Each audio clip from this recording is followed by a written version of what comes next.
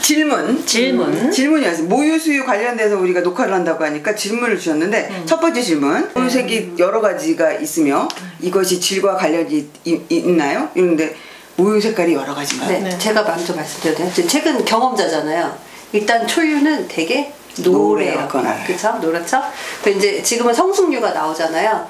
근데 이제 제가 가끔 일을 가면은 애기한테 수유를 못하니까 유축을 해요. 유축을 할 때 보면은 전유가, 그러니까 처음 짜는 젖은 되게 물처럼 나와요. 그러니까 그냥 봐도 뽀얀 색깔이 아니라 뽀얀데 약간 물이 탄 색깔처럼 나오다가 그 젖이 좀 한참 나가다 보면은 노란 젖이 나오거든요. 아, 또 노랗게 나와요? 네, 후유는 좀 노란 것 같은데 맞죠? 그렇게 해서 딱 보면 어떤 색깔? 노르스름하죠. 아이보리, 좀 진한 아이보리, 노르스름한 아이보리 색깔. 합치면? 네, 합치면 앞에 것과 뒤에 거를 합치면? 저도 모유수유 전문가를 하면서 사실은 이 젖의 유질, 젖의 색깔에 대한 이야기는 사실 모유수유 전문가에 없어요. 그냥 모유는 좋다예요. 네, 그런데 이제 달팽이가 저한테 이 주제로 이걸 촬영했으면 좋겠다 해서 제가 또 찾아봤거든요. 근데 이제 한국에는 한국에는 두 부류의 전문가들이 있어요. 첫 부류는 뭐냐면 모유수유는 아기가 다 해결할 수 있다는 부류. 모유수유에 문제가 생겼다 그러면 이 아이와 엄마가 해결할 수 있다는 부류와, 한 부류는 모유에 문제가 생겼다 그럼 마사지를 해서 해결을 하는 부류가 있거든요. 이 두 가지로 되게 나눠지는데, 이제 이 색깔에 대한 부분은 사실 마사지 하시는 그 그룹에서 나온 이야기예요. 그런데 맞을 수 있을 것 같아요. 왜냐면 아이들이 이제 초반에는 초유 돌고 할 때는 이제 엄마가 자세나 이런 것들이 굉장히 중요한데, 중반에 애기들이 갑자기 먹다가 거부를 한다든지 이런 이유, 그리고 그때 우리 매운 음식 먹었을 때 그 다음날 막 토하고 개원했다 했잖아요. 그게 이제 아기가 느끼는 맛에 영향을 줄 수 있다는 그렇게 써 있더라고요. 그래서 단맛이 있고 신맛이 있고 짠맛이 있고 쓴맛이 있대요. 근데 애들이 단맛은 되게 잘 먹는데 모유가 너무 안에서 고여 있다든지 아니면 엄마가 막 5시간 6시간 있다가 결국은 짜가지고 먹인다든지 그러면 이게 약간 짠맛하고 쓴맛 이런 맛으로 간다는 거예요. 그래서 그럴 때는 좀 약간 애기들이 싫어하는 맛이 되는 거죠. 그래서 이 마사지 하는 부류에서는 너무 오랫동안 아이한테 못 줄 때는 4시간이나 5시간 정도 됐을 때는 좀 짜줘야 된다, 이제 이렇게 이야기를 하더라고요. 짜서 버려요? 짜서 버리는 거죠. 버려요. 애가 싫어하니까. 그래서 이제 가장 좋은 젖은 투명하고 푸른기가 돈대요. 아, 그래요? 네. 한번 나중에, 그래서 제가 전유와 후유는 확실히 다른데 이걸 이제 짜보고 한번 이렇게 비데오 넣고 한번 보세요. 걔들 안 봐서 그럴 수도 있어. 와인잔에 넣어서 한번 봐봐. 이렇게 돌려? 이렇게 그리고 점점 이제 약간 이 푸른빛이 돌고 약간 하얀색인데 이게 조금 안 좋아지면 쌀뜨물 같은 색깔로 변해요. 쌀뜨물 색깔은 아니에요. 네. 그리고 그 다음 안 좋은 젖이 노란색을 띈대요. 네. 그리고 이때 되면 이제 약간 짠맛과 쓴맛이 이제 애기한테 느껴질 수 있다는 거예요. 그래서 아마 자세하게 안 봤을 것 같아요. 은하생 같은 경우는. 네. 그냥 잘 크고 있으니까. 네, 맞아요. 네. 그래서 여기서 얘기하는 거는 이제 이런 것들에 대한 이야기를 하고 있더라고요. 그래서 이제 우리가 모유수유에 대해서 영양소나 이런 부분을 얘기를 했을 때 엄마가 건강 상태가 좋고 그리고 모유가 원활하게 이루어진다라고 하면 아기가, 그리고 이제 은하쌤처럼 잘 먹고 잘 큰다, 굉장히 잘 크거든요. 그러면 젖이 좋다라고 생각하면 좋을 것 같아요. 너무 이것도 하나의, 또 우리 지민쌤 싫어하는 거 있잖아요.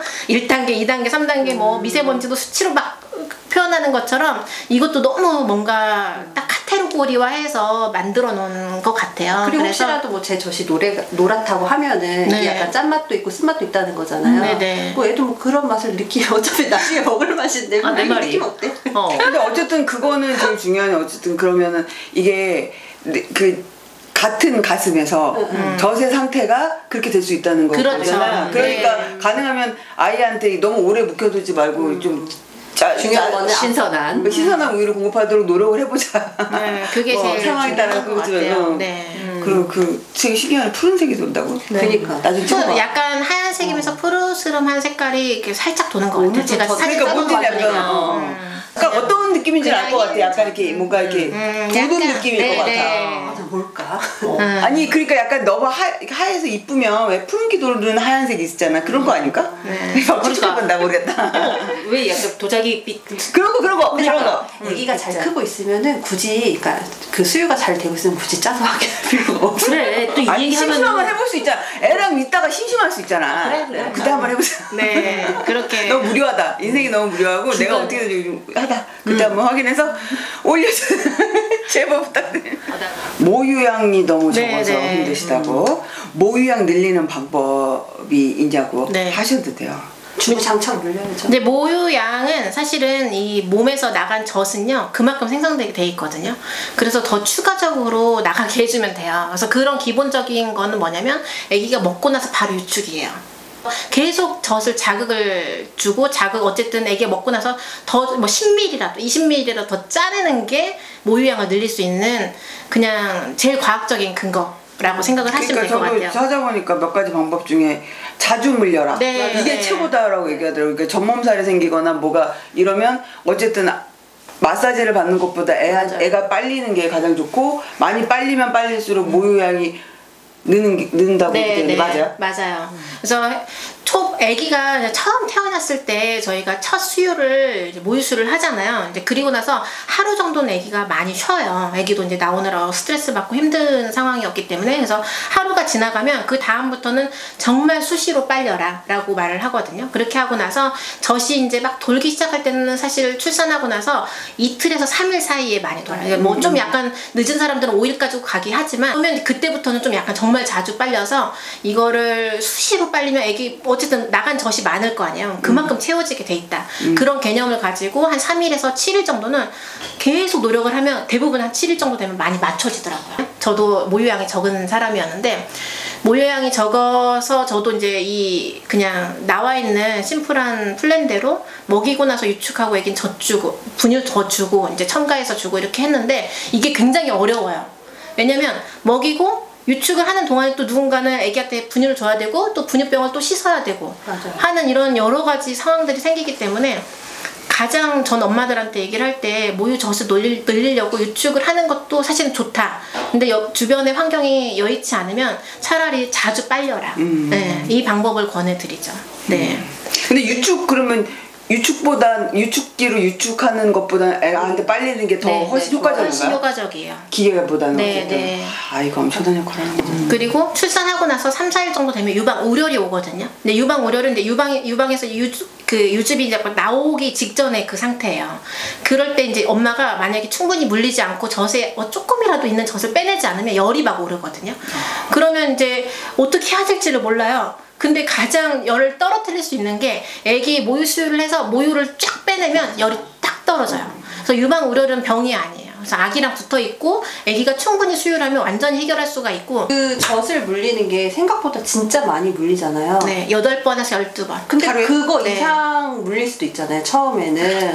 그거를 적어 놓으셔야 될 것 같아요. 그러니까 자연출산하는 병원들은 그 수유 기록표를 줘요. 그 병원 아니어도 아기한테 친근한 병원들은 다 주셔야 되는데 생각보다 되게 많이 쓰거든요. 쓰거나 저는 첫째, 둘째는 그걸 썼어요. 집에 아마 써놓은 게 있어요. 수유 기록표가. 그거 보면은 거의 빽빽하게 다 체크가 돼 있어요. 그리고 지금 어플을 봐도 엄청나게 하루 종일 젖 물린 것 같고 막 열 몇 번 막 이렇게 돼 있고 하는데 그냥 내가 아기가 배고플 때마다 물려야지 아니면 어떤 사람들은 2시간 되면은 시간마다 물리는 것보다는 아기가 원할 때마다 물려야 되니까 그 시간 좀 잘 체크를 해. 아기가 원하는지 아닌지 어떻게 알아? 근데 쩍쩍쩍 거리고 이제 아기가 막 원한다면서 너무 물리는 사람도 있잖아 또. 아니 초반에는 울면 무조건 물리는 사람 있잖아. 이제 그거는 이제 또 약간의 문제가 다른 부분인데 이제 은하 선생님이 말한 것은 일주일 이내를 말하는 거고 이제 일주일, 2주일, 3주, 4주 이렇게 한 달 정도 지나 영아기가 되면 그때는 약간 좀 시간 텀을 두고 한 달 정도는 한 달 정도 지나면 그때부터는 좀 약간 아기가 텀을 가질 수 있게끔